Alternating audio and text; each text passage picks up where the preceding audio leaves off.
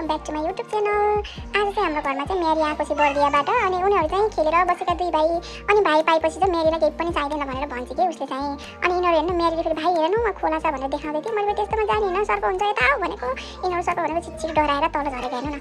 अनि हाम्रो आमालाई मैले त्यसै अर्को साम्पाङको फ्यान चाहिँ भन्दिनँ कि हेर्नु न यो पाइप फुस्केको रहेछ। अनि यो पाइप जोड्न थालिहाल्यो बसेर। अनि फेरि जोड्यो पनि अलिअलि ठाकठुक पारिहाल्यो।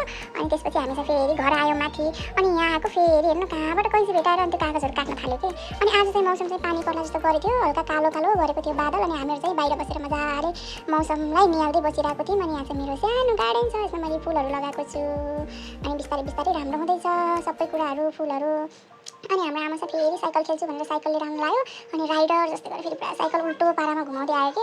अनि फेरि यसले फेरि पुरा साइकलमा चाहिँ अनि ढुङ्गा हालेर लिएर आएको छ कि। अनि फेरि अनि यहाँ आएर फेरि अनि ढुङ्गा फेरि अनि दिदीलाई लाउनु दिदी ढुङ्गा भनेर दिँदैछ कि। अनि दिदीले फेरि यस्तो ढुङ्गा मैले के गर्ने हो र भन्दै थियो कि। हेर्नु न आमा चाहिँ यस्तै हो कि ढुङ्गा बोक्ने काठ बोक्ने।